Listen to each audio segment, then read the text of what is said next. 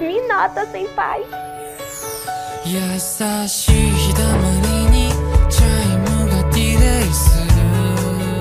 É isso mesmo que você entendeu. O Nerdice ouviu o apelo popular dos otakus. Por isso, hoje o nosso papo é sobre mangá. Em resumo, o mangá é o nome dado às histórias em quadrinhos de origem japonesa. Além disso, elas se diferenciam dos quadrinhos ocidentais, principalmente por utilizar uma representação gráfica completamente própria. Outra curiosidade é que a ordem de leitura dos mangás também é diferente daquela que estamos acostumados. Um livro japonês começa pelo que seria o fim de uma publicação ocidental. Ou seja, é como se você estivesse lendo de trás para frente. E não é só isso não, viu? O texto escrito também é disposto da direita para a esquerda, o oposto do ocidental. Pois é, pessoal, eu mal comecei a falar sobre o nosso tema, mas acho que já deu para perceber que ler um mangá é uma experiência única. É tipo mergulhar em um mundo próprio, sabe? Cheio de ação, emoção, heróis, criaturas mágicas e muita diversão. E olha só, outra característica peculiar dos mangás é que eles são publicados em volumes de mais ou menos aí 200 páginas cada, o que permite que os autores, conhecidos como mangakas, criem histórias mais longas, com enredos mais aprofundados e um desenvolvimento melhor dos personagens. Os mangás tradicionalmente são feitos completamente em preto e branco, com exceção da capa, e em papel jornal, o que torna aí o produto mais barato e acessível. Não tão barato assim quando a gente converte para o real, mas tudo bem, vai. E voltando um pouquinho lá atrás na história, como eu te falei, o mangá teve início no Japão, ali mais ou menos no início do século XX. Mas a história da arte sequencial nesse país é muito mais antiga, viu, meus amigos?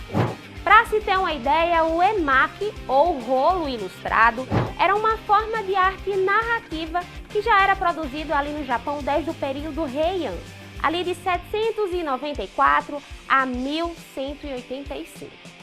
E com o tempo surgiram outras formas de arte sequencial no Japão, como os kibyoushis, que eram livros ilustrados com histórias cômicas, e os yomihons, que eram livros ilustrados com histórias de samurais e outros heróis. E o mangá como a gente conhece hoje só começou a se popularizar mesmo por lá a partir mais ou menos da década de 1950. E naquela época, a indústria dos mangás ainda estava ali nos seus primeiros passos e a maioria das obras eram publicadas em revistas especializadas. E foi aí nesse contexto que surgiu o Osamu Tezuka, considerado o pai do mangá moderno ou deus do mangá. Tezuka é o criador do estilo de desenho que retrata as pessoas com olhos grandes e brilhantes e foi muito influenciado pela obra de Walt Disney e também pelo cinema europeu. Já na década de 40, ele adaptava para a linguagem dos quadrinhos técnicas de cinema, como close-ups, long shots e slow motion, revolucionando a narrativa quadrinística e fazendo com que os leitores se envolvessem mais com as histórias que criava. Tezuka também criou personagens icônicos como Astro Boy e Kimba, o Leão Branco, que se tornaram populares não só no Japão, mas também em outros países, como os Estados Unidos e a França. Mas foi só a partir da década de 80 que o mangá se tornou um fenômeno global, graças a obras como Akira, de Katsuhiro Otomo, e Dragon Ball, de Akira Toriyama. Aliás, vale citar aqui que o alto grau de especialização da área de animação fez com que muito se gerasse a adaptação dos mangás para os animes. E a gente já falou por aqui sobre os animes, viu? Se você ainda não conferiu o nosso episódio, é só correr lá pro nosso YouTube. A verdade é que os mangás são mesmo, olha, uma febre mundial. A maior prova é a legião de otakus, fãs fiéis e apaixonados da cultura japonesa e dos mangás. E muitos mangakas se tornaram celebridades no Japão e no mundo. E alguns deles, como Akira Toriyama e Eiichiro Oda, são considerados verdadeiros ícones da cultura pop. E falando em aficionados, deixa eu chamar aqui no nosso Nerdice o Manassés Filho, responsável pela Comic House, uma livraria especializada em quadrinhos que existe aqui em João Pessoa há mais de 20 anos. Olha só. Sempre as pessoas me perguntam se de repente, passados esses tempos aí, nós temos mais de 30 anos de quadrinhos japoneses sendo publicados no Brasil, se as pessoas continuam tendo interesse em ler quadrinhos japoneses, em comprar quadrinhos japoneses. Olha, eu sempre respondo a todos que sim. É impossível não.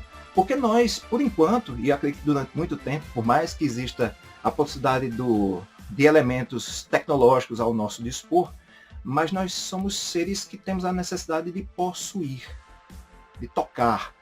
Então a ideia de você ter um quadrinho e você poder manuseá-lo, ele dá uma conexão totalmente diferente a todos nós. Não é à toa que obras como é o caso de One Piece, Dragon Ball, Cavaleiros do Zodíaco, Naruto, Demon Slayer ou até My Hero Academy são, e alguns deles continuam sendo sucessos ano após ano, ganhando republicações, até como o caso de Dragon Ball e Cavaleiros do Zodíaco, com republicações desde os anos 2000 até agora em nosso país, em edições das mais variadas e continuam sendo um sucesso de vendas.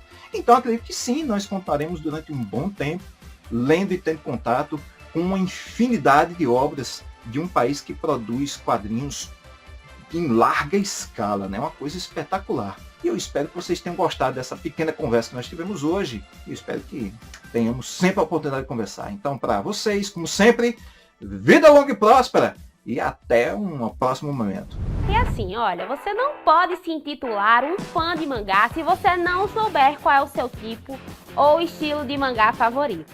Existe uma infinidade de estilos e para te ajudar a identificar o que mais combina com você, eu vou falar um pouquinho sobre os principais aqui. Para começar, vamos falar sobre o shonen. Esse aí que é provavelmente o estilo mais popular de mangá. A tradução literal de shonen é garoto. Como seu nome indica, seu público-alvo são garotos jovens de até 18 anos. O shonen geralmente aborda temas de ação e esportes, deixando o romance ali, mais como elemento secundário. Alguns exemplos de mangá shonen são a saga de Dragon Ball, como Dragon Ball, Dragon Ball Z, Dragon Ball Super e por aí vai, The Promised Neverland e Haikyuu. Já o shoujo significa garota e tem como público-alvo sendo garotas de até 18 anos. Esse tipo de mangá tende a focar em temas como romance e relacionamento, geralmente do ponto de vista de uma mulher jovem. E embora seja menos comum, alguns desses mangás também têm uma temática de ação, com protagonistas quase sempre sendo uma jovem garota, bem assim, girl power, sabe? Tipo Sailor Moon, um dos meus favoritos. E alguns outros exemplos de shoujo são Haruhide, Kimi ni Todoke e Last Game. E eu acho que você provavelmente já percebeu que os tipos de mangá se referem principalmente ao seu público-alvo, né? Com os mangás josei não é diferente. Com o termo podendo ser traduzido como mulher, esse gênero tem como alvo o público adulto feminino.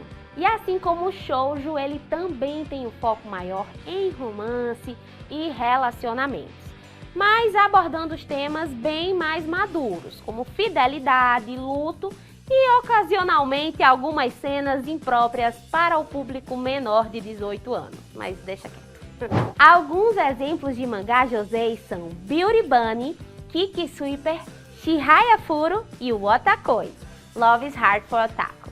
E assim como o josei está para o shoujo, o seinen está para o shonen. É basicamente a mesma coisa que o mangá shonen, mas um pouco mais violento e explícito.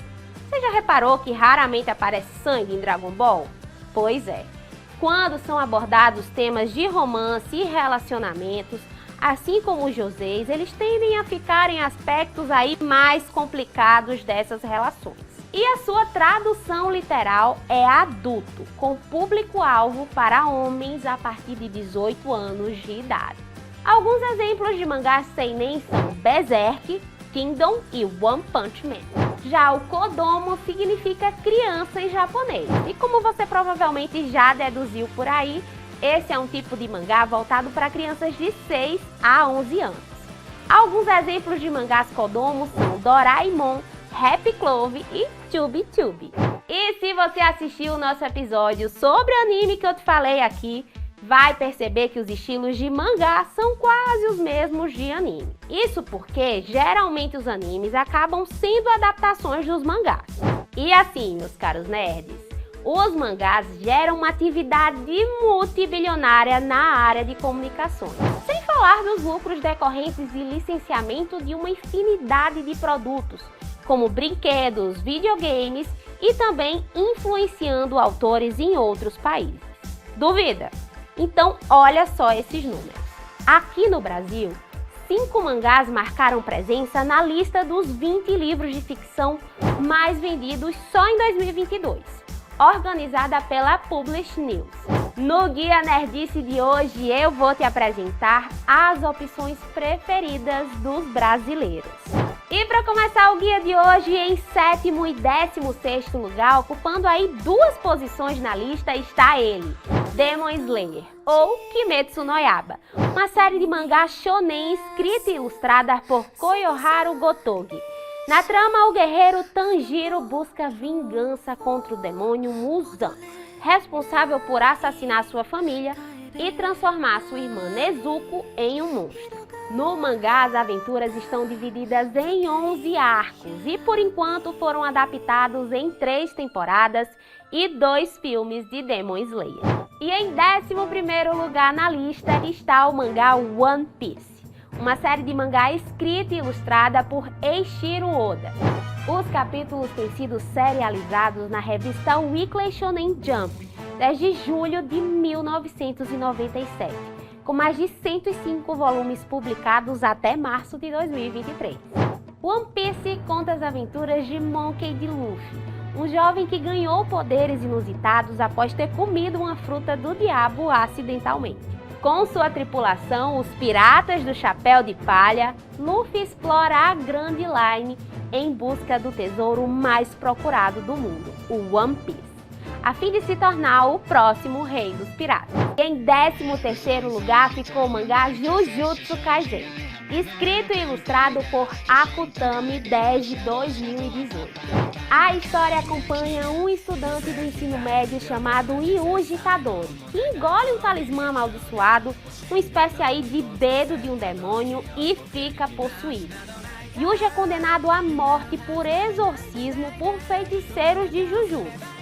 Mas antes que isso aconteça, ele é encarregado de encontrar e consumir os dedos restantes desta maldição.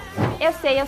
Falando assim não faz muito sentido, mas se você ler o mangá, eu tenho certeza que você vai pirar. E em 18º lugar, o volume 1 de My Hero Academia, uma série de mangá escrita e ilustrada por Kohei Horikoshi desde 2014. A história mostra um mundo onde quase toda a população possui algum poder sobre-humano. E Izuku Midoriya é um dos poucos casos de pessoas comuns, obviamente, né? Mas calma, porque um inesperado encontro irá mudar o destino de Izuku, e para saber mais, só lendo o mangá ou acompanhando a adaptação em anime desse e de todos os mangás da lista. Bem, meus queridos otakus e nerds aficionados, eu espero que vocês tenham curtido muito e aproveitado essa viagem pelo universo dos mangás no Nerdice de hoje. E é claro, se você curtiu o Nerdice, não esquece de dar uma passadinha nas nossas redes sociais, curtir muito, comentar e compartilhar com todos os seus amigos. Te vejo lá. Tchau!